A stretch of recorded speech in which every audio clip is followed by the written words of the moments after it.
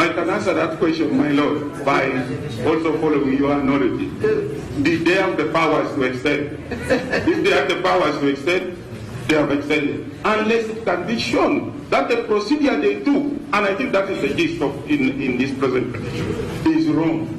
So if they are right and they have the powers, they can extend. No, the complaint by the petitioners is twofold. One, wrong in procedure, offends the law. Two, wrong in principle.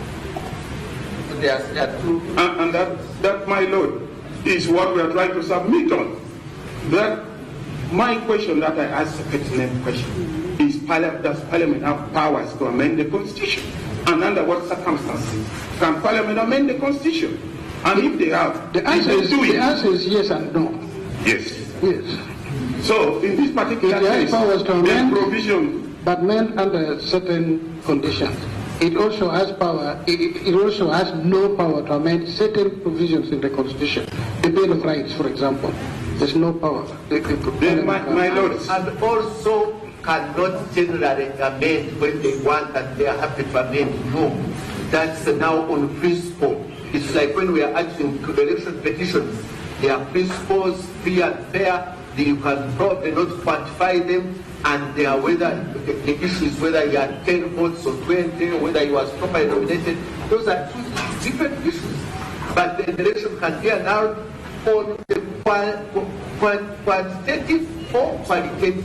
So here we are looking at the quantitative aspect, our democracy, our values, our history, on one aspect.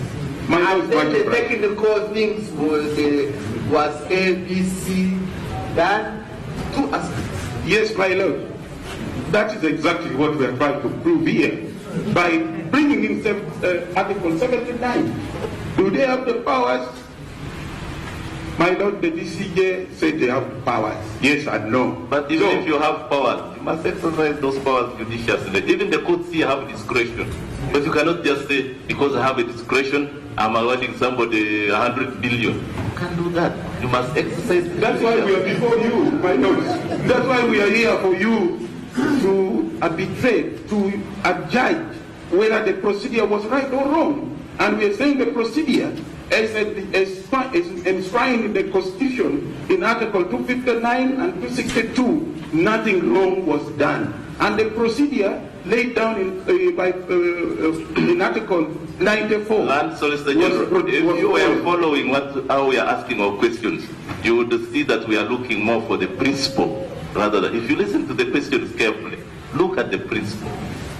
Don't you think, learned Solicitor, don't you think when all is said and done, doesn't it boil down to one thing?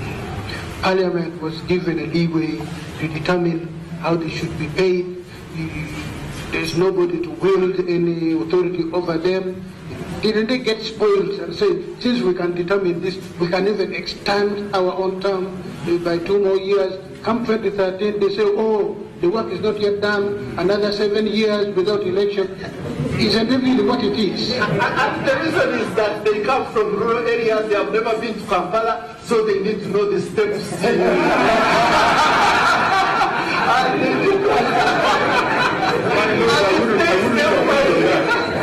it takes them 5 years.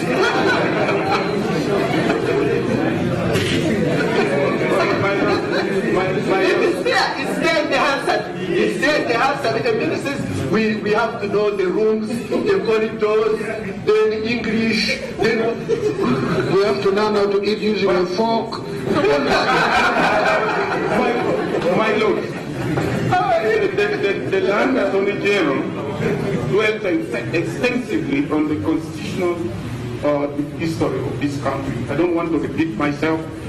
Honorable Ogalo dwelt extensively, and like His Lordship, Justice Kapuru said, you have these books, you have our pleadings, you will read them and see that they are provided there. Learned Counsel, we have read this, we'll read again.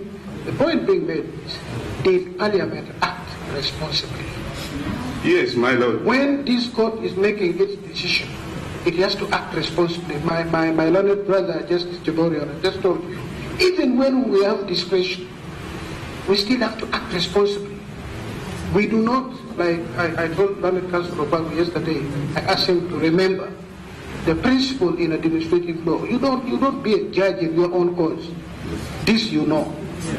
Nemo judex in res causa. You know this is a well laid down principle. So somebody comes and says, oh, this is an opportunity, 2 more years.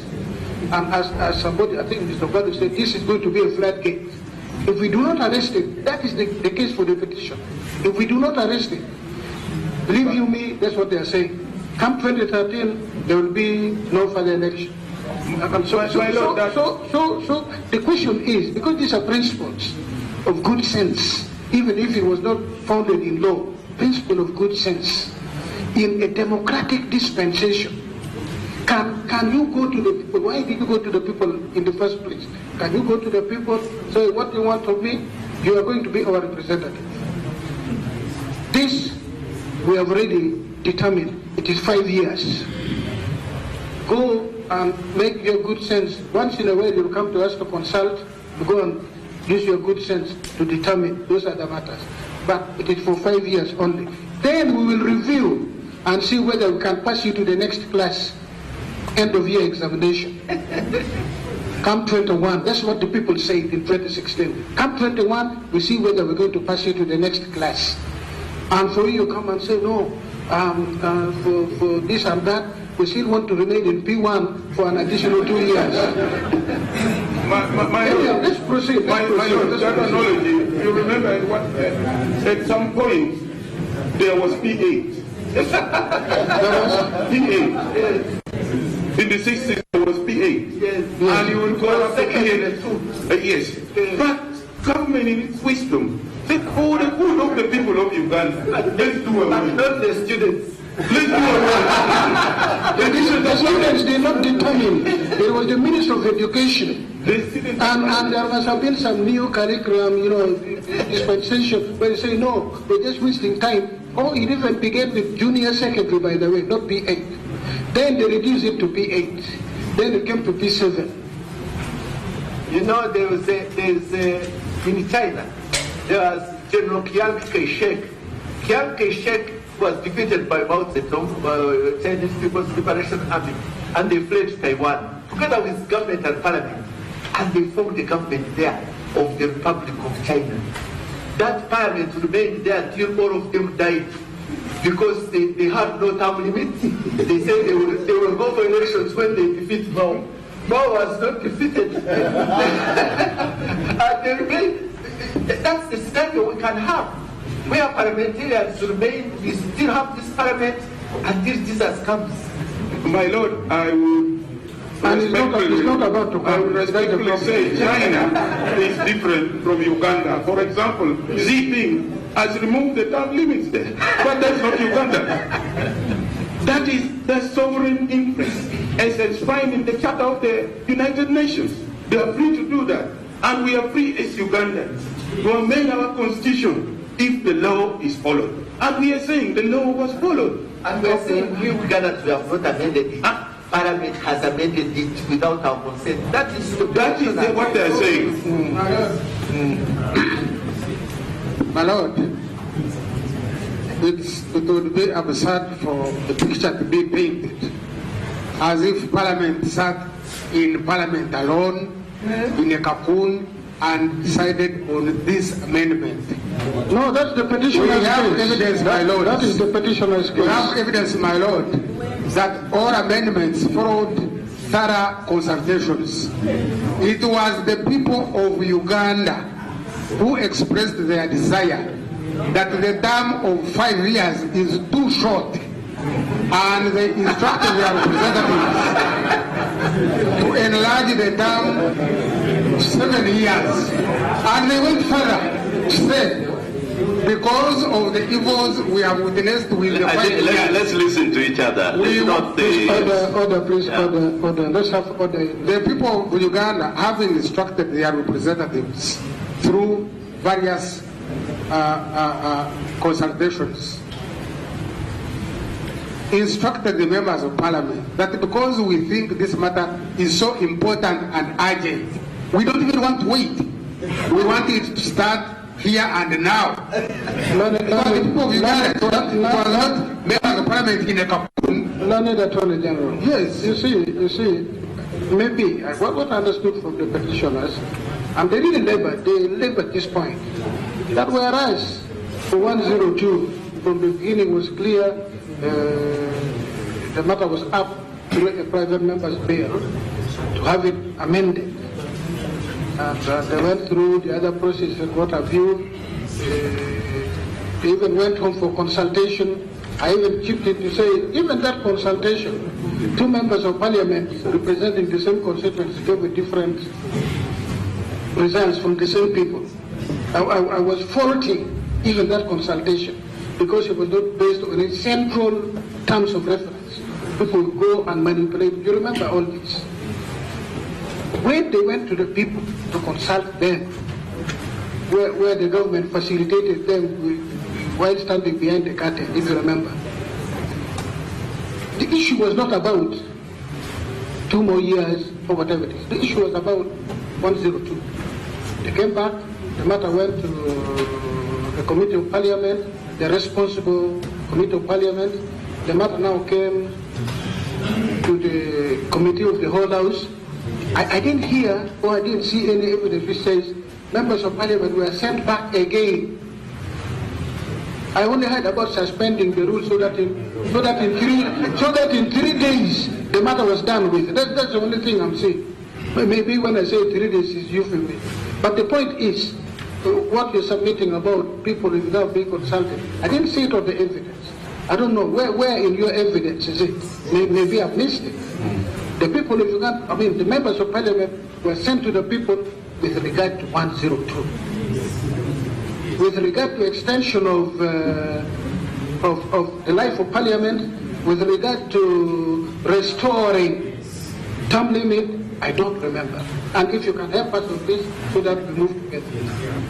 My Lord, the process of consultation continued all the way through the entire process of promulgating Constitution Amendment number 1. With the modern days of science and technology, even these issues which were brought on the floor by notice, both on in the committee and on the floor, were consulted on, and there was live debate on TV, on radios, on social media. That will be a matter of that, evidence. to me, that yes, because there is no template of consultation.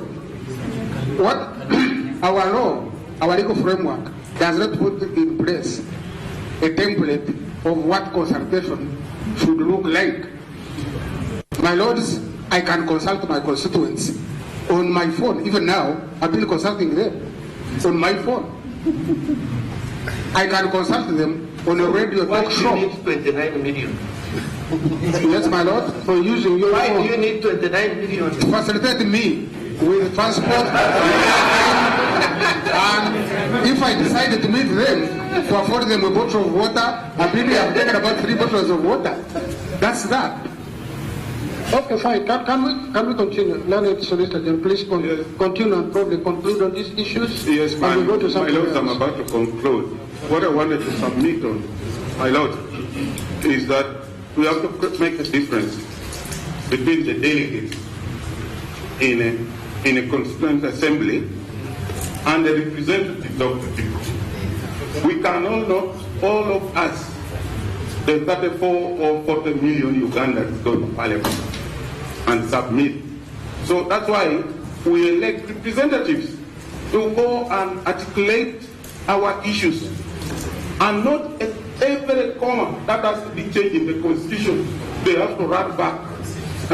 They have to use their wisdom, and I appreciate the guidance by my Lord Justice Akuru the other day, that supposing you go there and they tell you to do this and to do another thing, does it invalidate the action?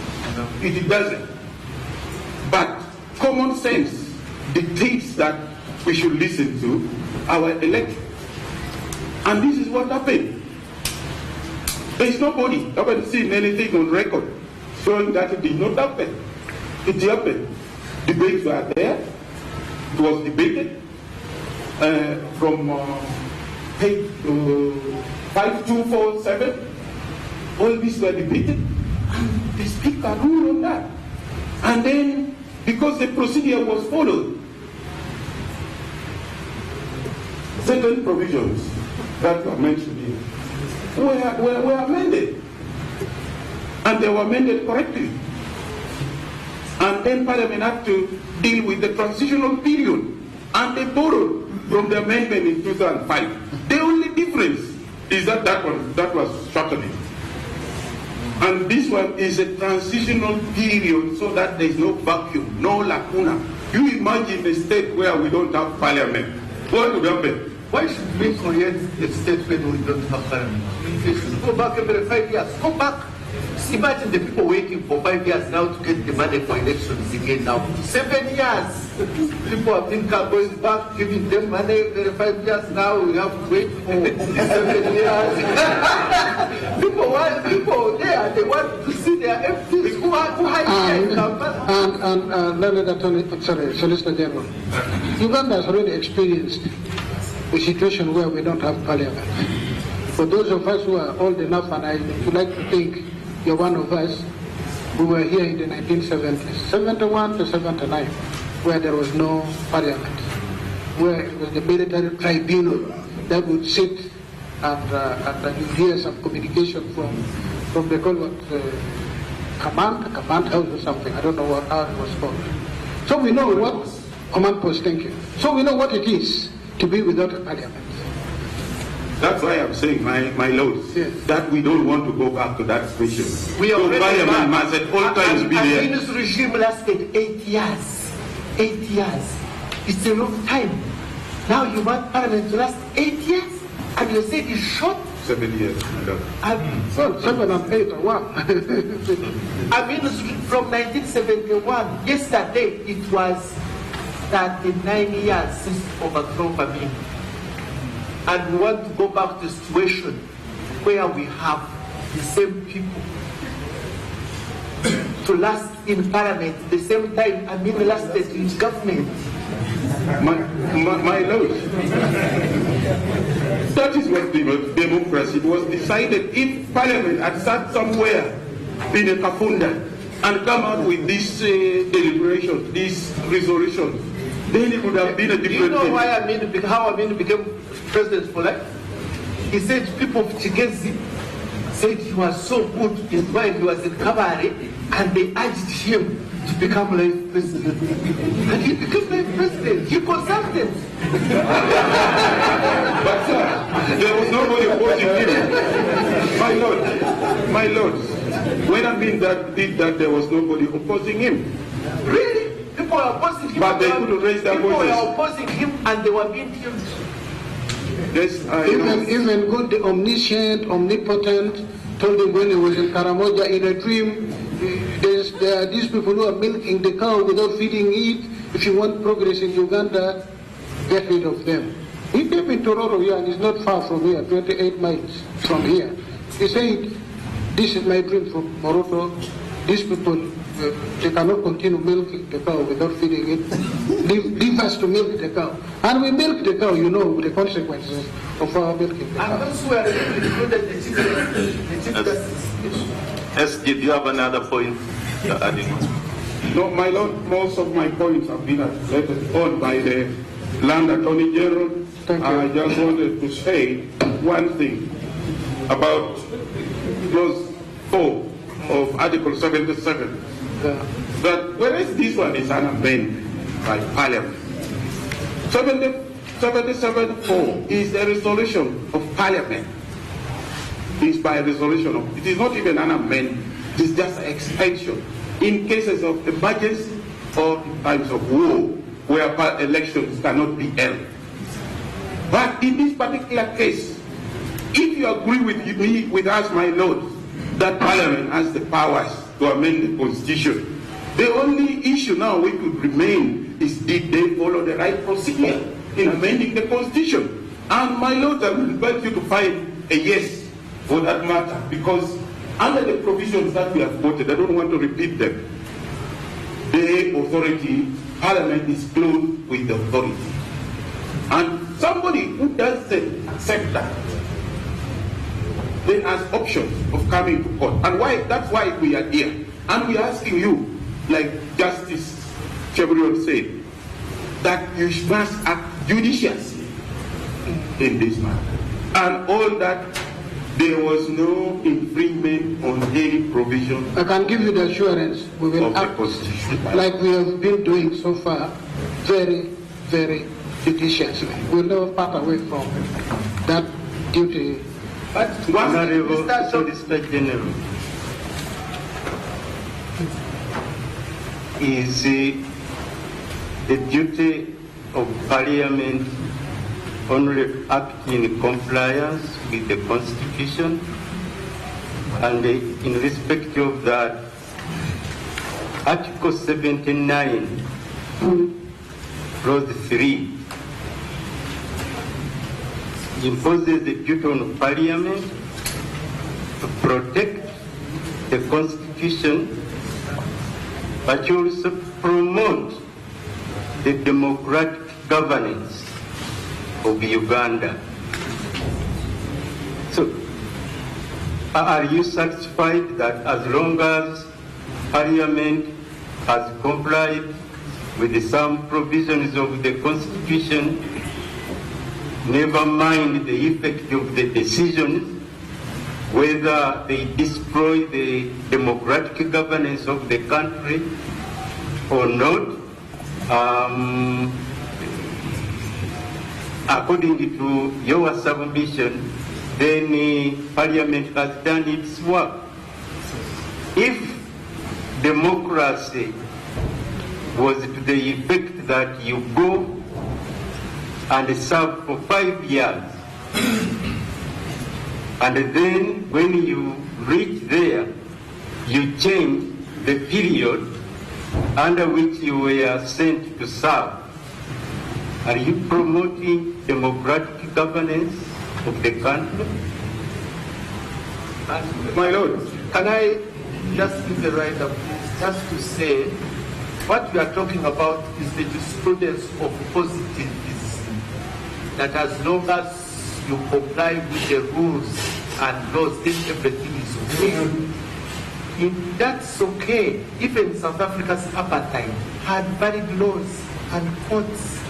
Even during Amin's regime, the decrees of Idi Amin were valid laws. But yesterday I told you that they had to, after his overthrow, the parliament had enacted a law repealing, I think there were 23 laws called obnoxious laws.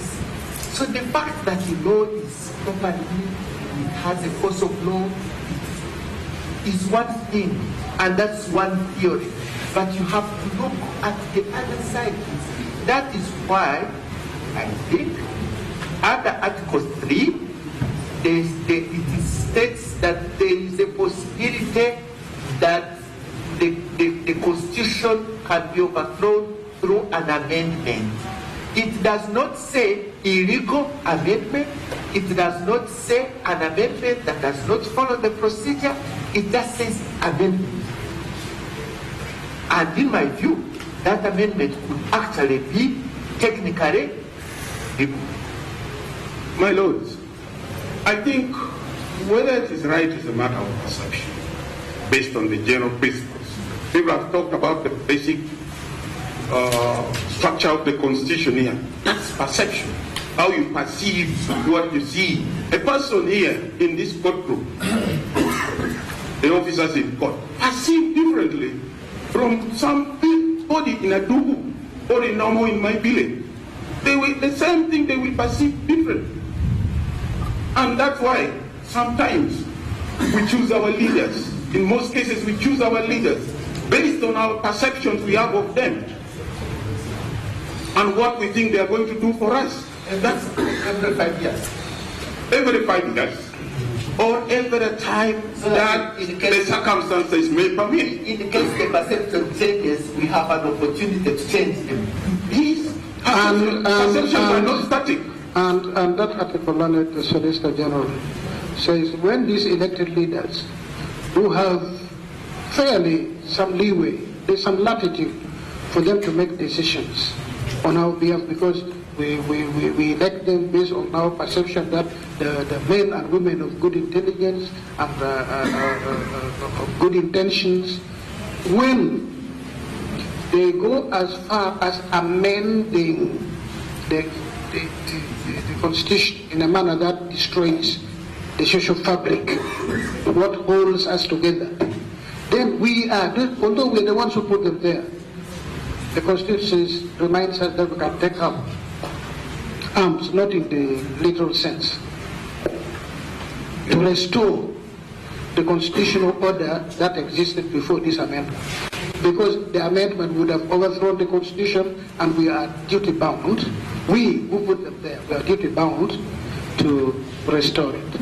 And according to the petitioners, this is precisely what the petitioners, on behalf of the thousands, if not millions, of Ugandans who consider the Constitution has been overthrown by this amendment, this is what they've done. They've taken up legal arms by coming to court, so that we restore the Constitution as it was known. My lords, in a democratic society, that's what any reasonable man, any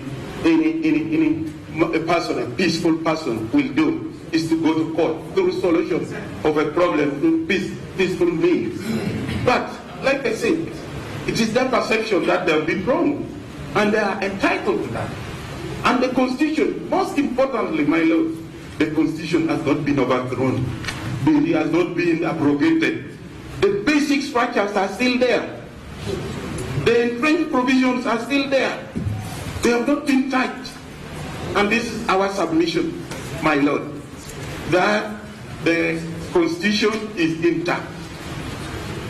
As we talk now, nobody has shown me anywhere that this Constitution is different from the 1995 Constitution. No. They are saying the other principle which you, if I understood the Attorney General, you seem to agree with the petitioner's counsel.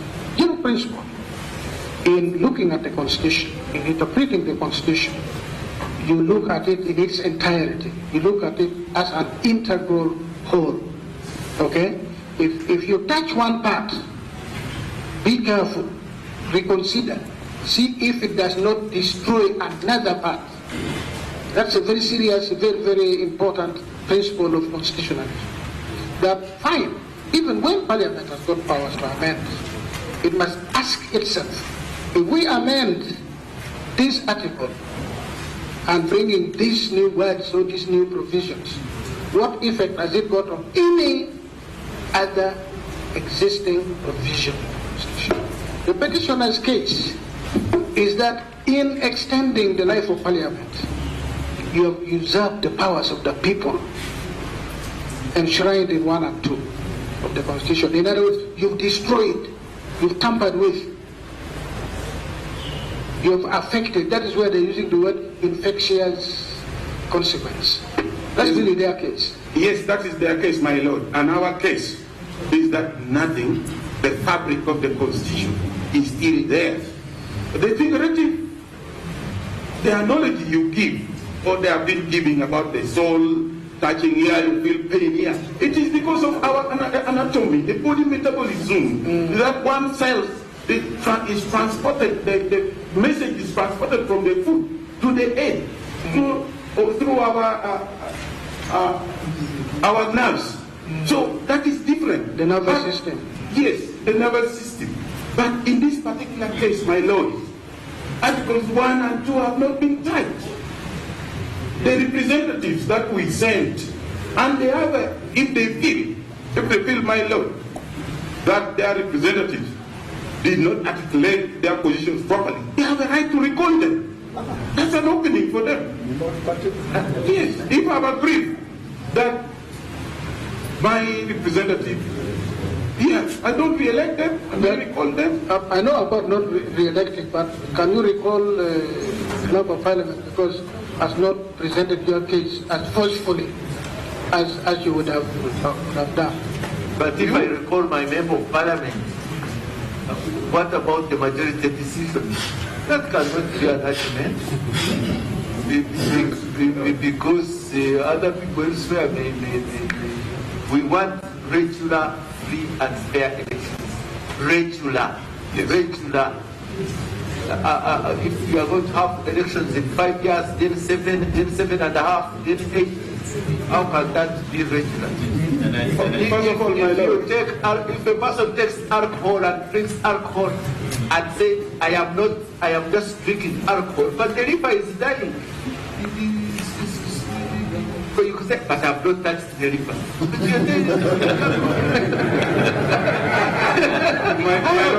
I am just waiting by that. My Lord, that is you see, that's what we are saying. Any other area? Any other area? But I just wanted to mention one thing. Please do. That my Lord Justice Kakuru said, that if he recalls his member of parliament, what about the majority? And my submission is that the majority is the totality of individuals. Yes, 1, 2, 3, 4 makes a bundle, and that is the majority. Now, and my personal interest will maybe be different from my colleagues' interests. But we have elected one person. So how should he? I think we leave it to his better judgment to make decisions on our behalf. My Lord. In conclusion, my Lords, I would say that it is the contention of the respondent that the retrospective, because it was raised, the retrospective application of the law is not inconsistent with and or in contravention of Article 1, 8A, all those articles. Because this is also provided for in the Acts of Parliament Act, Section 14 of that Act. With your permission, my Lords, if I may just read it verbatim.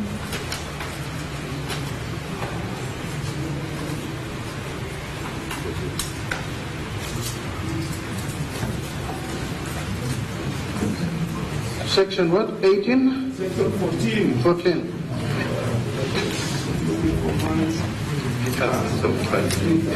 Yeah. Commencement of Acts of Parliament? No. That's what 14 says. It is 16, my Lord. I wanted to be sure. It is 16. 16.5. 16.4.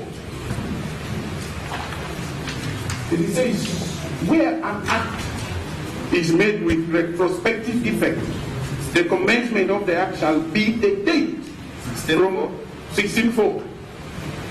Are we together? I thought it says a certificate. No.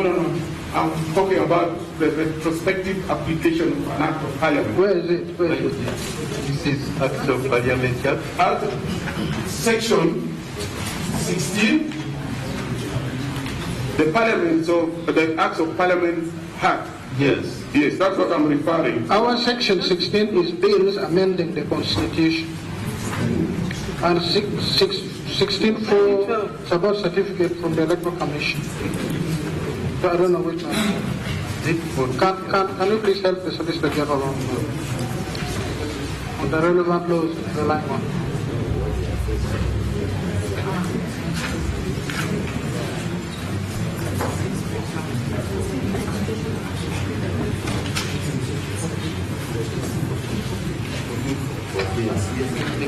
Oh, my notes, it is 14.4. I'm sorry. 14.4. 14.4. Okay. 14.4 says, where an act is made with retrospective effect, the commencement of the act shall be the date from which it is given or deemed to be given that effect. So it is not illegal, my Lord. That's what I'm submitting on.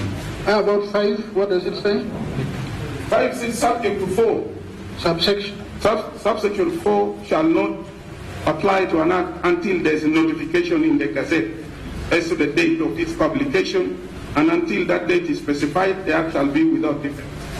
These were done, and during the cross-examination, and maybe some of my colleagues may submit on that as well. Okay. Yes, my lord. So, my lords, it is our submission that you find that there was no infringement of any. Does the Act or any other specify when Parliament can pass a law with retrospective effect? Is it provided anywhere? No, apart from the Constitution doesn't provide for it, because this is or any law. Because we even have the Expropriated Properties Act, which was enacted with retrospective application. It was called a corrective legislation.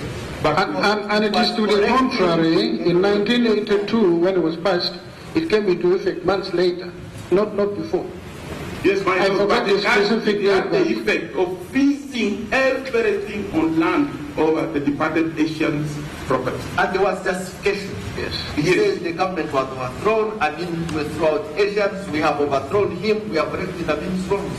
But sometimes, my lord, it was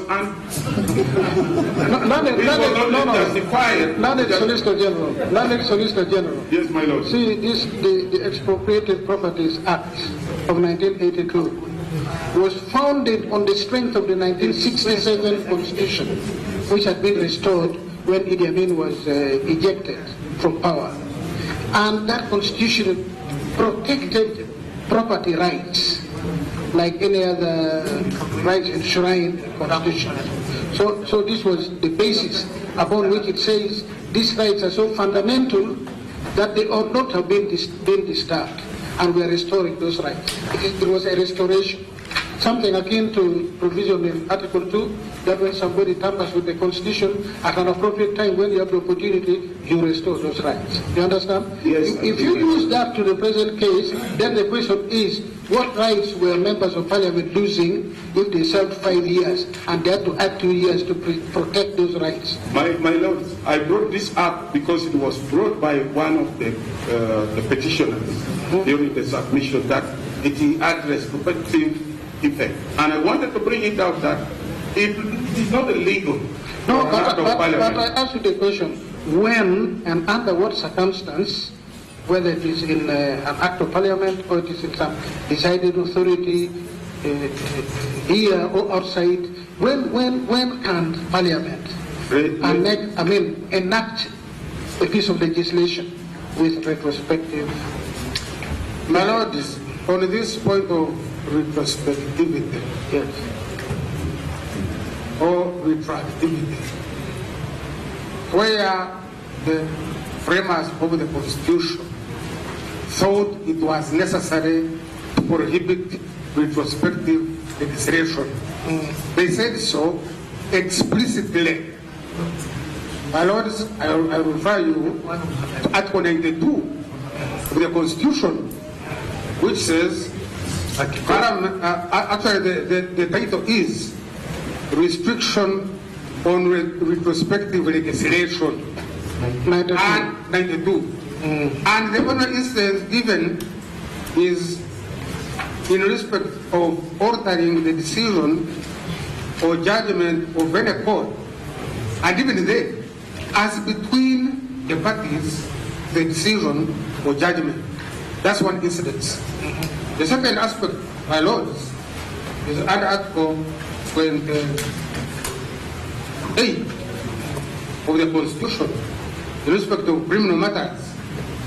Article 28, Clause 7, which says, no person shall be charged with or convicted of a criminal offense which is founded on an act or omission that did not at the time it took place constitute a criminal offense. And my lords, those are the only two aspects showing that the framers of the Constitution were aware that there is a possibility of Parliament acting Prudential,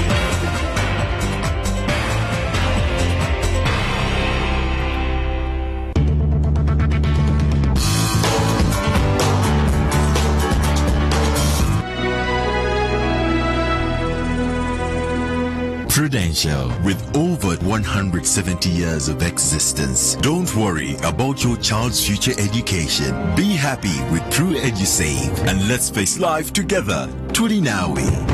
Prudential. Did you know is brought to you by National Drug Authority.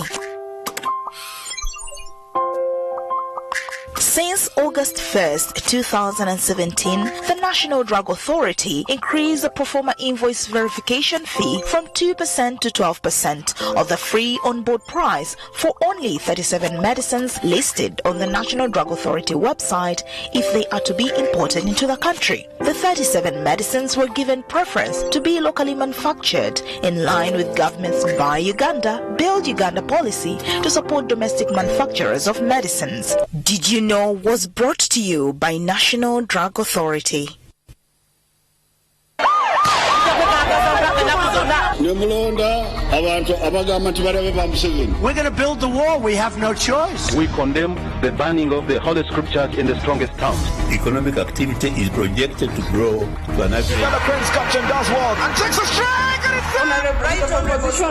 Please take your seat first. Take your seat. I cannot koto in their puhu. Tuzze tukulaga amakulu g'ebintu ebizze bigwawo ebikwetoolodde nga tuteeka eby'obufuzi, eby'obulamu, eby'enkolagana, eby'obuwangwa, eby'enfuna, ebya tekinologiya, ebisanyusa wamu n'ebyemizannyo mu ngeri etegeerekeka eri bannayuganda bonna okumala emyaka 25 n'omusobyo. Tusobodde okuweereza bannayuganda obukadde 2 beddu. Olwaleero obumalivu bwaffe obw'okwogera amazima omutali kyekubiira mu kusakira amawulire tebukomanga. Kale n'olwekyo okwogera amazima ng'olina kw'osinzirira soma Daily Monitor ku ssimu yo, taabu, kompyuta ya laptoopu wamu n'ag'empapula.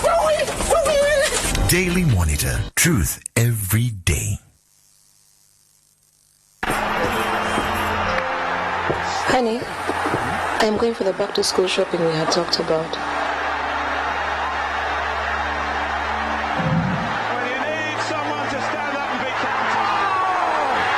Honey? Oh, sure.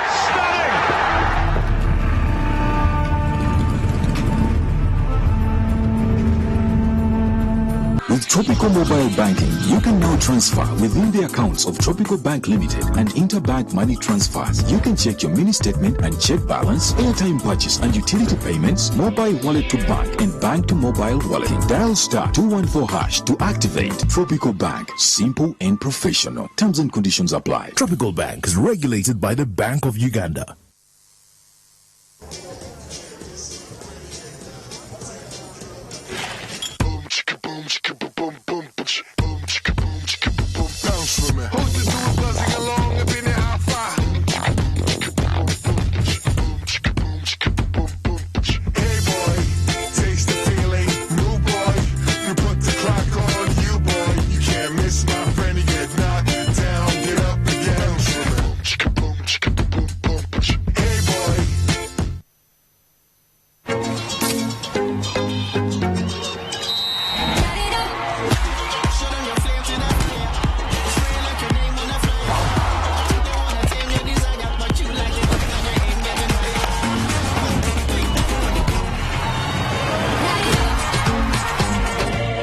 Simply buy a 300 ml Pepsi or a 500 ml PET bottle. Shake under the crown, SMS the unique code to 7888 and stand a chance to win instant airtime. There are other great prizes to be won during our events. Pepsi, love it, live it, win it. Proud partner of the UEFA Champions League.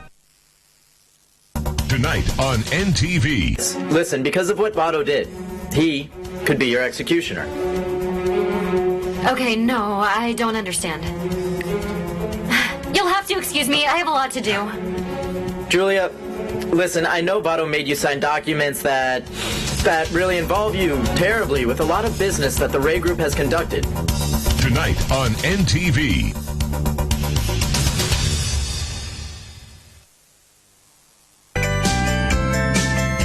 Father doing? He's not doing well. It's all my fault. God's punishing me for something terrible. No, don't say that, Clara. Despite the fact that you're married to Bernardo, you are a very good person. No. Coming soon on NTV. I know you can.